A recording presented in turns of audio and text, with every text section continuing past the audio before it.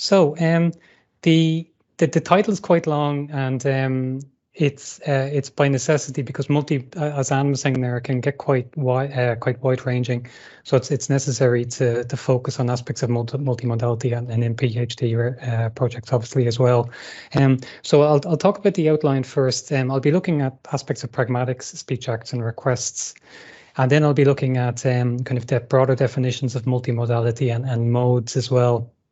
And one thing that I've been kind of bringing into my research is about non-verbal expression. So I'll be kind of touching on that later.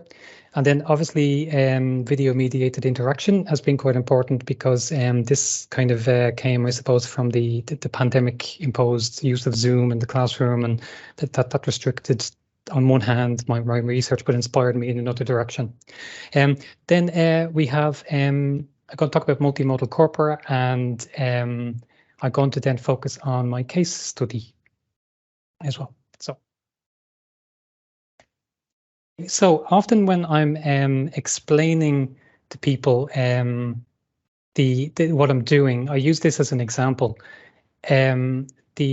It's about the British cabinet in 2020 at the beginning of the pandemic, and you can see the photos are not kind of that time, the Boris Johnson one there, but it gives an indication of what's happening around the table, face to face.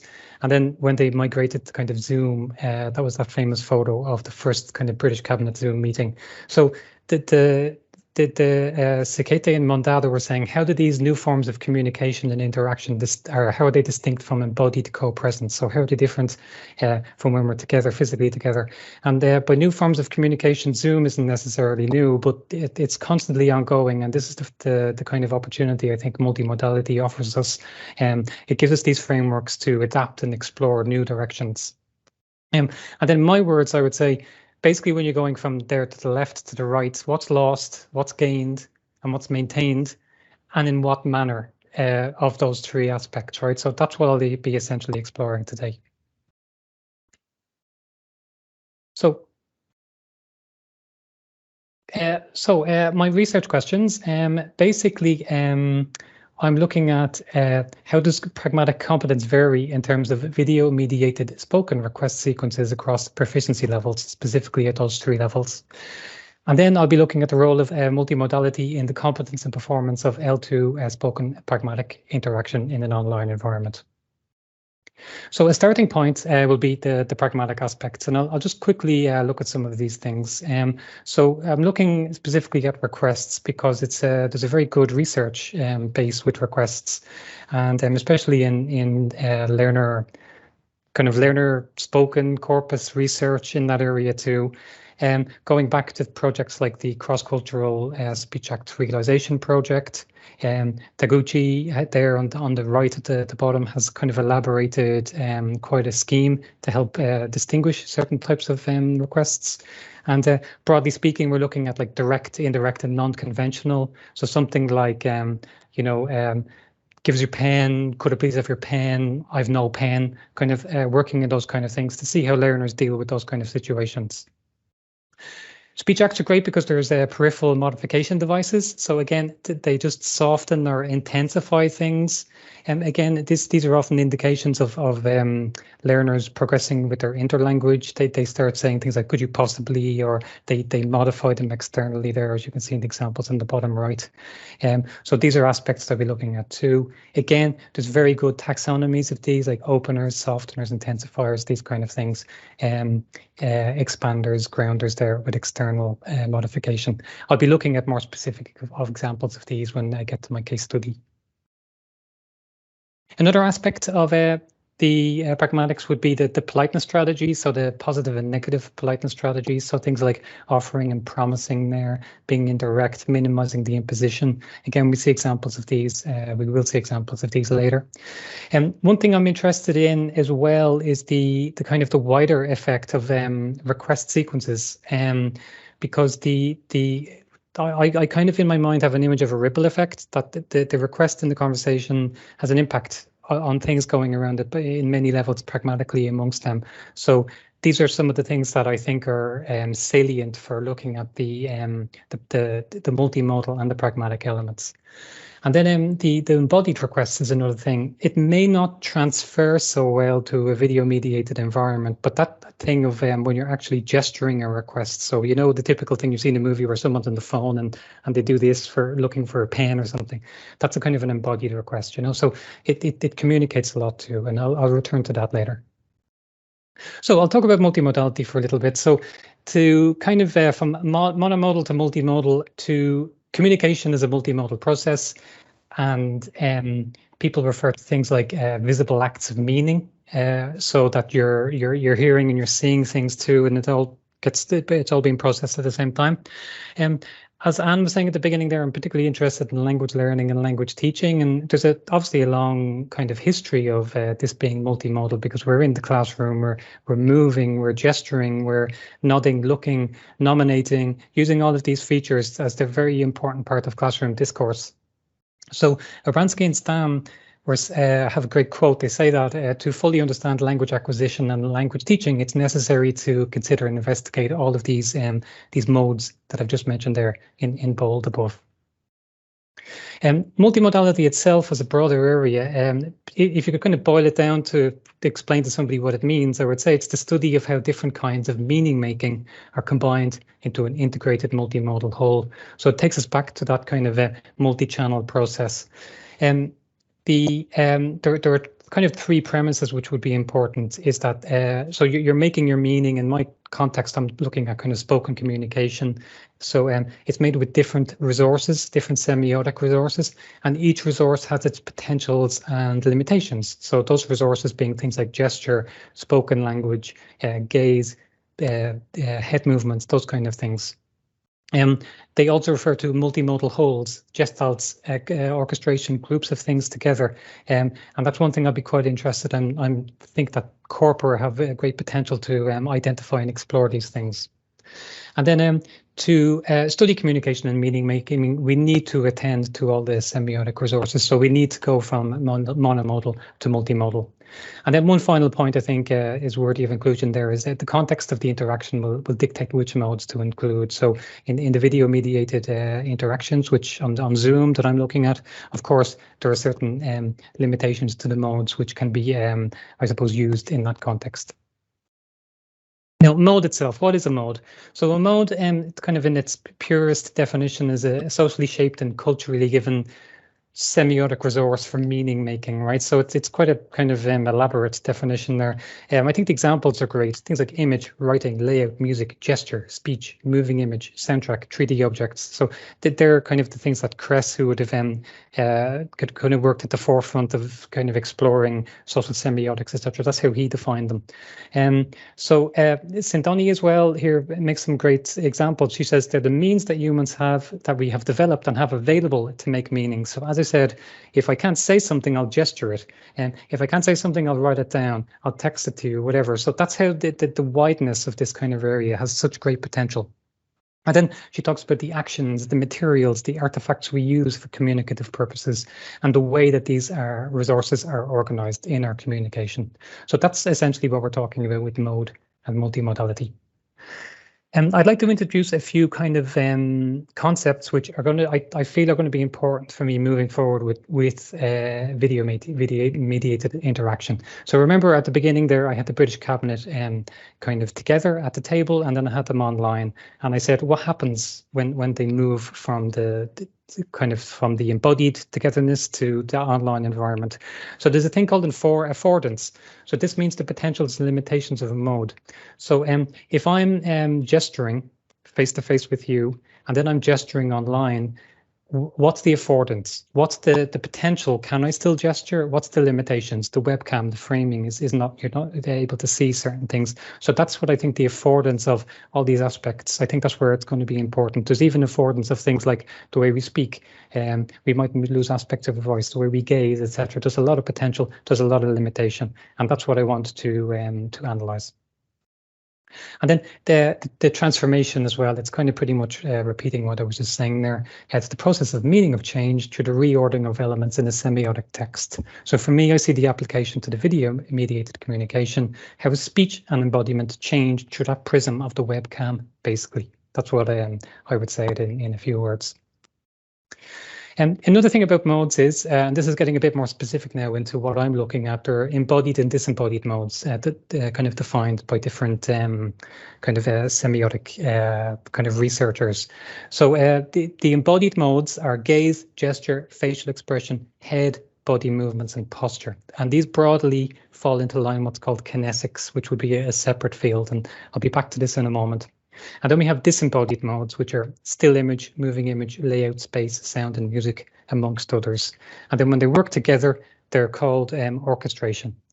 Now, the reason I'm including these, I'm looking at embodied modes in the research that I'm looking at, but I'm including disembodied modes because, as I said, there's such a fast-moving evolution of communication that I think that we're orchestrating embodied and disembodied modes all the time in different ways. And if someone's looking to explore this in the future, they're kind of pieces that could be put together, ingredients for a future dish, perhaps. So nonverbal expression and modalities of meaning. Basically, this is what I was talking about there. I was talking about kinesics and nonverbal expression. So the nonverbal forms of communication describes the ways that human communication operates. So this is important for me alongside and beyond the verbal messages. And so I'm just kind of almost reiterating what I've been saying before, that monomodal to multimodal aspect. MacArthur has 10 categories here of nonverbal expression. And so I was speaking about kinesics there. Yes, that's what I'm looking at. Proxemics, the use of space. I'll be returning to this in a moment. That's important too, to an extent. Now, there are other things, obviously, like olfactics and haptics, which have less potential for me. But haptics, for example, is very important for things like touch screens or touch phones or using your devices. And then there's things like power language and silence, which would fall into what I'm looking at too. There would be parts of certainly transcription systems and speech.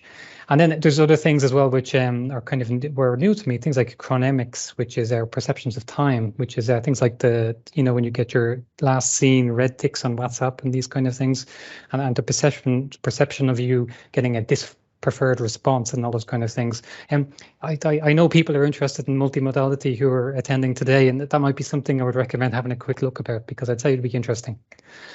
Modalities of meaning is back to modes, back to modality, multimodality. And Cope and Calensis were talking about modes in education, multiliteracies, and they categorized here this list. It's a bit noisy, this slide, I know. I included it in case anyone wants to have a look at the slides and see the detail they go into and how they kind of break it down. So I kind of just simplified it there. And they talk about written language, oral, visual, audio, tactile, gestural, representation of oneself, and spatial representation. So this is getting a bit more into what I'm seeing as being possible in video-mediated communication. So I kind of put them together. So you've got this modalities of meaning here on the left of the screen, coming from multimodality, and then you've got the nonverbal expression coming from things like kinesics and proxemics, which comes from a kind of a separate field, which is more kind of, I suppose, anthropological or something, which feeds off linguistics as well. But they've come from linguistics via different routes. Like multimodality would certainly have been influenced by systemic functional linguistics and things like that. So as I said, they come from the same base, and they do intersect and interconnect. And this is interesting because this is what I would say I'm doing. I'm looking at nonverbal expression from a multimodal perspective. So in a way, I've selected aspects here that have melded or that overlap and that are applicable to a new environment, in this case, video-mediated communication. And they would boil down to these things: gesture, gaze, head, face, body, and digital proxemics. So they're embodied modes, according to your terminology, or kinesics. Now, I'd like to spend just a couple of minutes speaking about gesture, because it has such an important research tradition that it's had a very big impact on the other modes that I'm going to be looking at. So I think by explaining some of these features, they're very applicable to other aspects of kinesics. So the features are transferable, right? So it's kind of worth looking in a little bit more detail. Also very important for the annotation systems, because annotation is going to, as we will see, is a very important part of multimodal research. So to start off with gesture, there's a thing called mixed syntax where you basically have a gesture and a word together, and the gesture replaces a word. So in terms of deictics there, you have put, gap, gap, right? So you could say put that one there, essentially is what you're saying. And then you can have gesture as part of speech. So you could say she down the slide, right, zigzag. And then as a speech act where you hold it to your, you do this and you go, like that, you're offering to phone someone and to go, yeah, sure, call me at 5. Okay, so this is this kind of mixed syntax, and we do it all the time. And these are some of the features that I'll be kind of looking for in my own research. So there's a kind of a continuum there of gesture types. There's like a very heavy kind of co-speech gesture on the left, and then there's sign languages there on the right. And I'm just going to quickly talk about these. So the co-speech gestures are the ones that I suppose everyone thinks about. The things that, like, I'm doing now as I'm speaking away, I'm accompanying my speech. And David McNeil would kind of the, McNeil and Kendon would be the experts in this area. And he gave an example of he climbs up the pipe. So you're demonstrating it as you're saying it, The next kind of one along is often where you're filling a slot. It's like, so the kind of mixed syntax I spoke about earlier. So the parents were all right, but the kids were like that, So these kind of things. Often as well, we use the gesture to add to our speech. So I saw something interesting recently. I saw a comedian who was on Netflix. He was talking about something, and he used this phrase, "I said," and he did this. And so that's him adding an extra dimension to it, saying, I said it, but in an online context. I texted someone, or I tweeted, or I added a comment or something like that. So it's a way of adding these extra dimensions.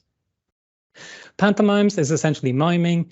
Emblems are those cultural specific things which David McNeil was saying they're often insults, but often they can be praise as well. I think Desmond Morris worked kind of a lot with this kind of thing as a kind of a dictionary of them as well. So these often, you can have the same emblem, different cultures, different meanings. And then moving on to the last one there, we've got sign language. Another category that I'm saying, as we were saying at the beginning there, I'm quite interested in a pedagogical aspect, is there are pedagogical gestures as well, which have been defined. And these are essentially the co-speech and speech-linked gestures, where you're kind of very deliberately maybe accentuating what you're saying on purpose in class to inform and to manage, and then to assess the group, these kind of things. So that's something that I said may be of use for people who are looking at classroom contexts. And then there are also the classification scheme of the gestures. There's iconic, so it's quite the literal what you're doing, metaphoric ones, which are more abstract, deictic ones, which are often used for timing. So it's like yesterday, these kind of things.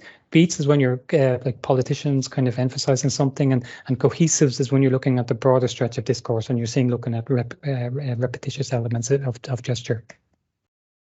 And then finally, with gesture phases, often people talk about the stroke of the apex of the gesture, or the peak of it, but you can also have things like the preparation going into it and the peak. Now, this is interesting for me because when I was looking at the video interactions that I was recording, the peak of the apex was actually quite obvious to see. I was very fortunate that it was in the webcam's view. I'll be returning to this in a second.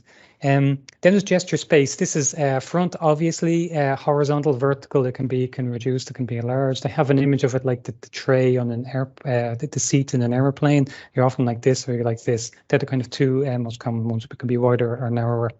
And then people often gesture for themselves because they're kind of trying to think of something, or they're gesturing for others to kind of do things like that, And finally here, I would talk about gesture and then L2 development. So for me, what would be the most important things of all of that would be gestures are using them to solve lexical problems, like soliciting help, to overcome grammatical difficulties. So they might use an infinitive and then gesture backwards to say yesterday, to kind of talk about the past tense. And then it's often connected with non-fluency too. There's the very interesting thing is that gesture very heavily reflects L1. which can, the way that Goldberg puts it, she said they gesture one thing but say another. It's particularly evident in things like motions, in motion, movement, and space. So things like adverbs and phrasal verbs and those kind of things that are not, and they don't have an analog form between L1 and the additional language being spoken. And then L1 and L2 is porous. So the L2 ones can find their way back into L1. I would find that quite logical, that we're probably picking up gestures all around us all the time, consciously and unconsciously. So I'll move on to the other embodied modes very quickly. So we've got gaze, the organization, direction, and intensity of looking. There's a very important aspect in the literature of the gaze window, the way that people kind of look at the other person when they're allowing opportunities for someone to potentially interrupt or to take the turn. The Baverless and Coates and Johnson call this a micro collaboration between speaker. It's very quick and minute. There's a very interesting taxonomy here of the types of gaze there: mutual gaze, face gaze, etc. Gaze omission, when you're kind of busy and you don't look at someone.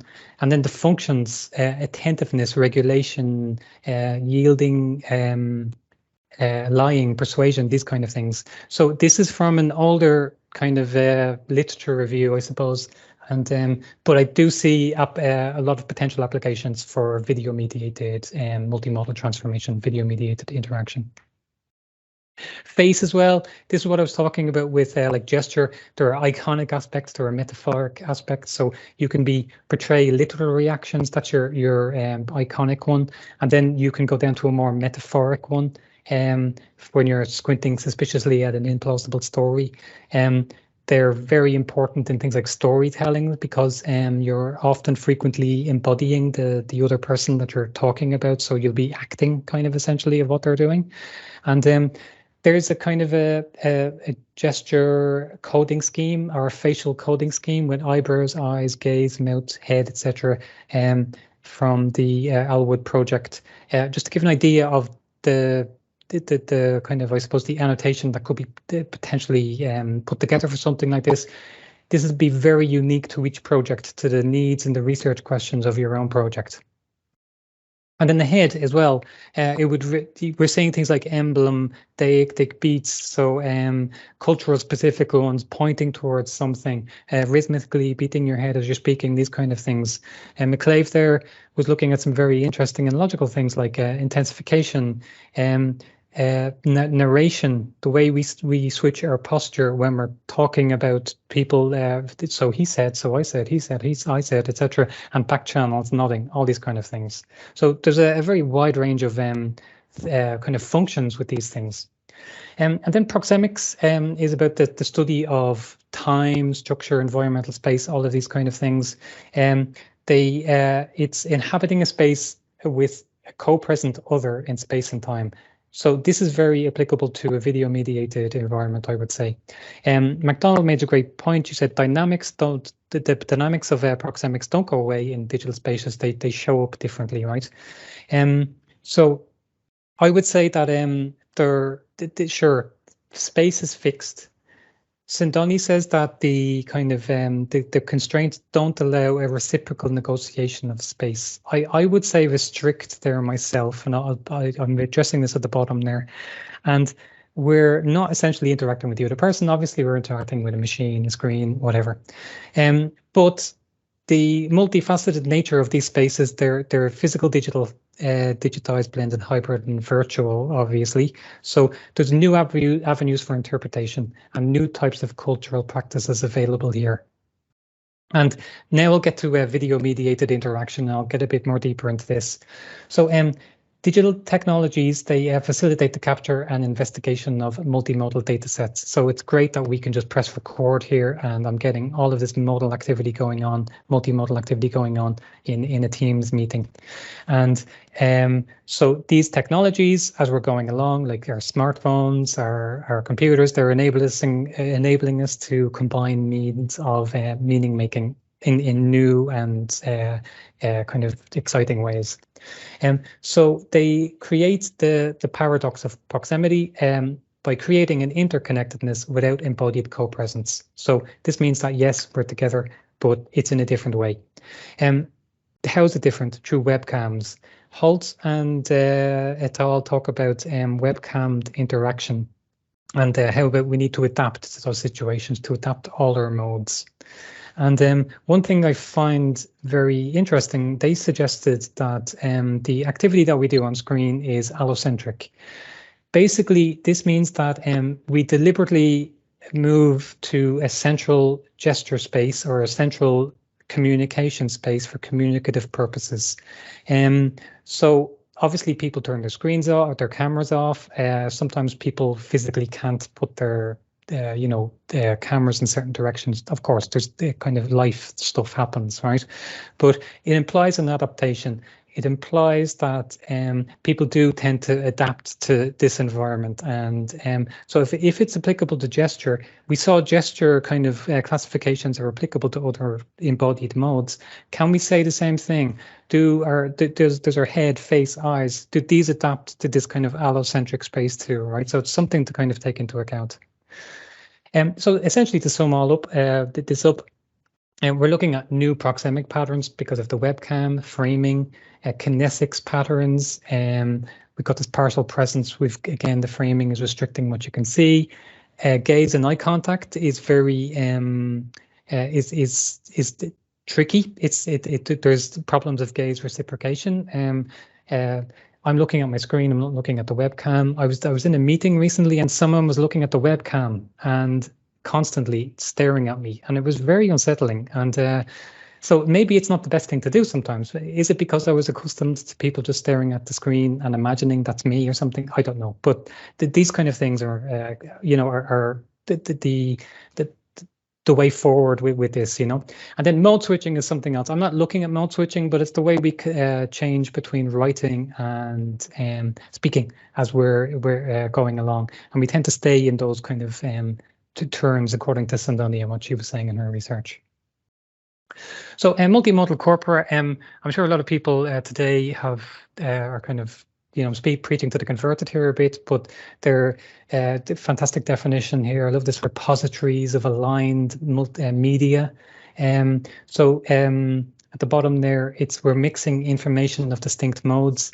It's digitized visual and acoustic data, textual transcription and annotation, and it's going to be looking at a layered approach, which is tiers, which is where we're going to be coming to ELAN in a moment. So the tiers help us give you have your transcription, and you have extra tiers which give a standoff annotation, which provide kind of indexes when you're looking vertically in ELAN to see what's going on. So I can search at the index that I've annotated and start searching vertically to see what's happening. And I'll show an example of that in a second.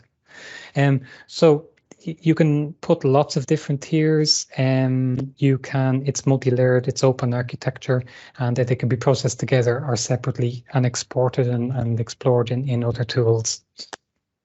So there's ELAN for people who haven't seen it before. You've got the video at the top there. You've got the turns and the top right, and then at the bottom you've got your kind of sound waves, and then at the very bottom you've got those tiers I was talking about. So you've got person A going along, you've got person B going along there. Okay, so they're the tiers that can go on and on.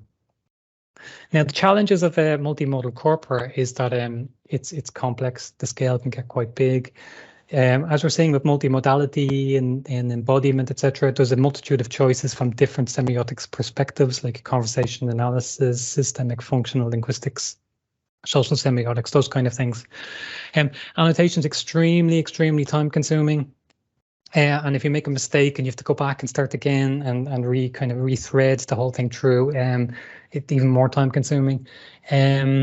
Previous multimodal corpora, the data sets are specialist. So if I've been coding for gesture and you want to look at gaze, well, it's not going to help so much. To just give a very simple example, there's ethical kind of considerations, aren't there, about people's videos being shown and being kind of distributed, and then technical constraints. You're looking at different formats, different software, videos, audios, extraction, and all these kind of things. So you're always kind of searching for links and connections and YouTube tutorials, basically. So this is going to take me to my case study, which is researching the multimodal corpus to look at the request sequences in the learner language. So there's three ways that I've been kind of doing this. One is annotation. And then 2 and 3 are from kind of a corpus pragmatics approach, which is a form to function and function to form. So form to function is basically using frequency lists as your starting point to explore into the corpus more. And then function to form means that you've annotated the requests manually, and then you use that as your starting point into it. So that's a basic kind of description of what those two approaches are. In reality, what you're going to see, that as I reflect on this, because I've spoken about this a few times now, it's a little bit of a mix that you're kind of using form to function, and then function, you're seeing the interconnection of the function to form as well. I think that's a good thing. It means that there's a lot emerging, and there's a lot of pragmatic features emerging. And so I think that's a good thing. So just some information about my pilot project first. It's B2, there were 4 participants. It's only about 15 minutes of video, but as I said, there was a lot of kind of annotation on that and the transcription as well. And I did a lot of experimenting with all the software and technology and everything I could do. I was eliciting requests and apologies. There's a great transcription system by Daimler, which is like a kind of a lesser detailed conversation analysis system, if that makes sense. And then there's I did some annotation using XML, ethical clearance. I recorded it on Zoom, which actually proved to be quite, as I said, handy, just to like record the screen function in Zoom. And then I analyzed it through ELAN and Conc, and I used Prat a little bit as well. So the annotation, I was thinking there's 2 things here. There's broad and narrow, as we know in transcription, and I suppose it's referred to as fine-tuned and gross. And the fine-tuned one will be identifying, for example, with gesture, each aspect of the gesture like that, and then gross could be just saying there's a gesture. Obviously, there's no one way to code, but it's related to your research question. And of course, the consistency is important, and it takes some evolution. So, for example, towards an annotation for gesture, you've got to take into account things like the gesture phase, the hand shape, and then is it literal, is it metaphoric, etc. So this is where the usefulness of previous gesture systems, if you can find them, will be helpful, and you can put these together and adapt them to your needs. Now, I'm going to speak about an annotation experiment that I did using AntConc. Basically, I elicited requests and apologies, and I annotated them myself where they were. So I was able to put it into AntConc, and I was able to get a plot dispersion of where they were. So the requests are blue. You can overlay the dispersions now in AntConc, which is great. And the apologies were red. And you can see there, I had designed the kind of the elicitation for them to be slightly interconnected, so that their apologies were saying no to the requests, and then to seeing how they apologized. So we can see that kind of structure at a glance there, what's going on. Very interesting. You know, this would be for another talk maybe, but to see the reactions, and it's great. It's very clear, very well kind of put together, right? So that's great potential there. This was exported from ELAN. I exported the transcription from ELAN to get this. Now, another thing I did was I was debating whether to put the next slide in. So I'm kind of protecting myself a little bit before I put it up. But basically, I did an experiment where I gestured the head, I annotated the gesture, the head, the face, and the gaze very, very grossly, according to that system, very, very broadly. And it didn't quite work as well as I wanted it to come out, right? So as I said, that's fine. I'm not going to be using that data, just to make that clear. The reason I'm showing the slide is because I think it shows the great potential of the plot dispersion to annotate those features in ELAN, export them, and then put them into AntConc. And you get this, right? So gesture's red, gaze is blue, head is green, and the face is kind of a gray. It came out as a gray color. Now, as I said, it maybe looks noisy, but what if I could put in the requests in there, which I can't, because as I said, it didn't work as well as I wanted it to. But this is where I can start seeing if the requests overlaid on that. Now I can start seeing the ripple effect of these modes that go on around that request, and the apology if I wanted to look at it. because that's where if one good starting point will happen is that kind of the environments of what effect is the request having on the conversation around it, that multimodal orchestration. And then another thing as well is where's a lot of activity happening together anyway, in terms of the four aspects there together. It could be something to help to as a starting point to launch into it further, right? So as I said, it's an experiment, that slide, right? I just wanted to emphasize, but I think it has some potential. So the as I was talking about there, how would I work this with Elan? So I was thinking that a good way would be to have a base layer, which I got the inspiration from the case project on that one, where you just have a transcription layer. Elan allows you to copy those tiers. So essentially you have this accordion effect where you can copy the tiers because Elan's very flexible. So if you copy the tiers, you can start inserting the combinations of annotations in the numerous tiers of things like embodied gestures and gaze, etc.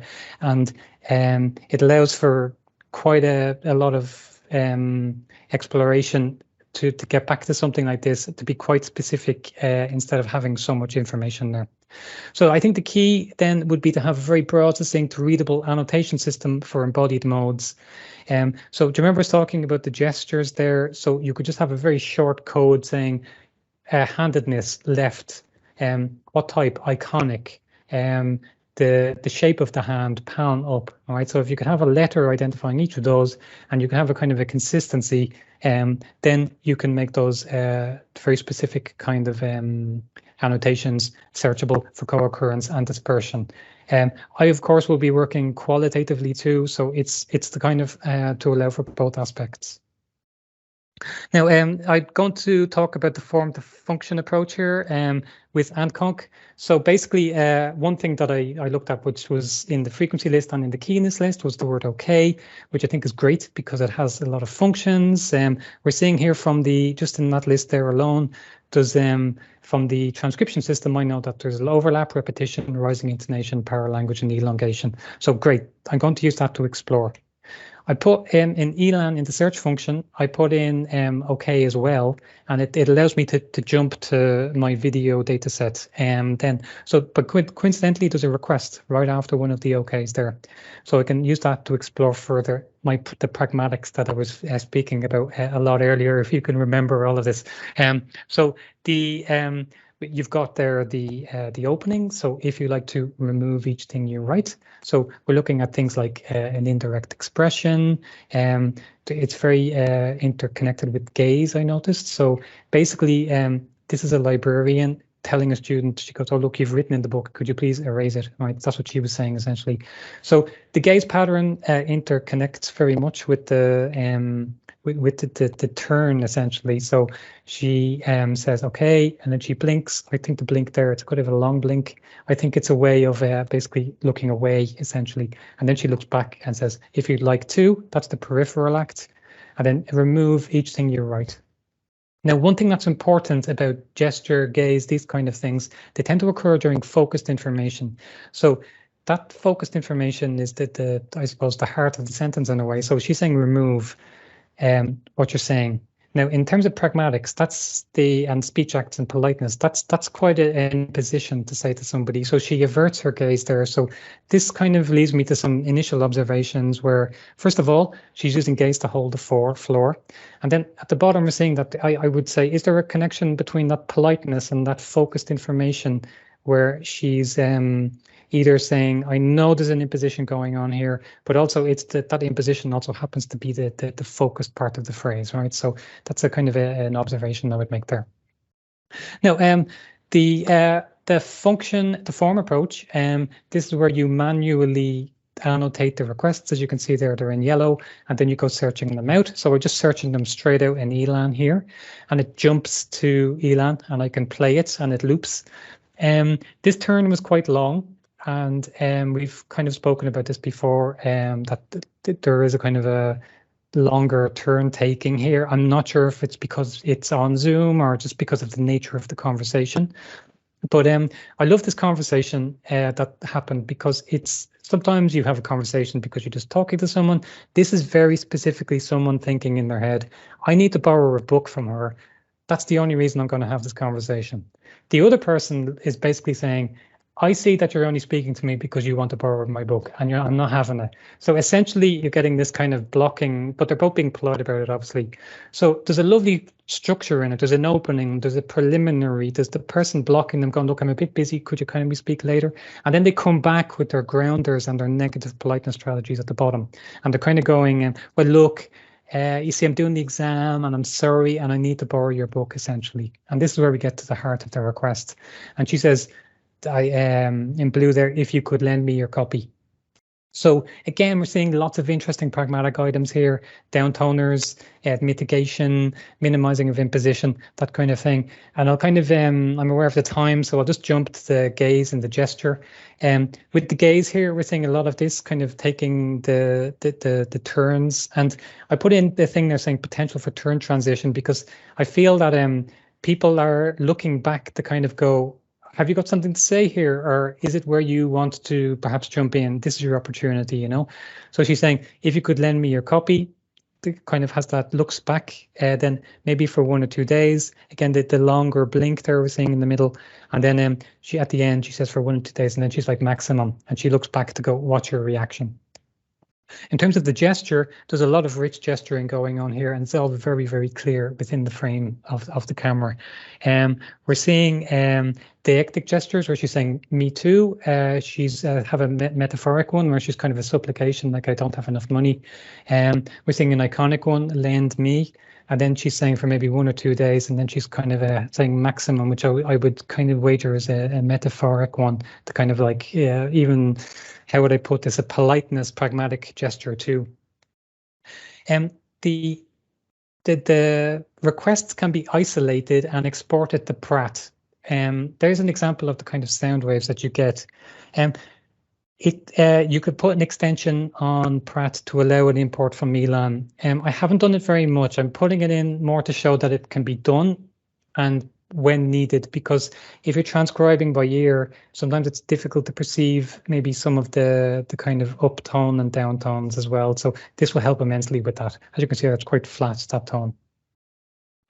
And then finally, to finish, if you finished in about 1 minute, the reaction is important too, because remember I spoke about the wider effects, the ripple effects of the conversation. So as the person was asking for the book there, the listener had that kind of default listening, kind of, I didn't do her justice, sorry, to her face there, but she was just listening, going, her back channels and head nods were very interesting at points they occurred. That would, I didn't include it, but it would be kind of another kind of strand of research there. When she was asked for her book that she needs herself, we got a great reaction. Her facial expression there, her eyes, her eyebrows, etc. And then she moved back from the camera and used kind of a proxemics and exhaled. And what I find very interesting here is this is that almost mixed syntax there, the multimodal activity going on, nonverbal behavior. There's no words being spoken, but there's a lot being communicated. And then her reaction was, she said, 2 days, it's a lot. I understand. If you could be a little bit faster, I don't know. 1 morning, maybe she's very kind of surprised with everything, you know. So it's this preferred response. It's quite indirect. There's also other salient features there. But what's very interesting for me, and this is the last slide, is the gaze patterns. She, at the beginning, that beginning of the dispreferred response, she's averting her gaze. Again, when we're getting to she's like cutting, I don't know, that kind of cognitive element of the gaze of when you're retrieving something, she's looking away. So there are definite parts of the gaze patterns that could be very well observed in video-mediated interaction. Sometimes, though, you don't know what someone is looking at, of course. That's all, right? So there's my references. I'm sure if the slides will be put up as well with the video if anyone wants to look at things further, and please feel free to get in touch. I'm on Twitter, that's my email. I don't know if Twitter will exist soon, but anyway, I will be there. So that's all. Thanks very much.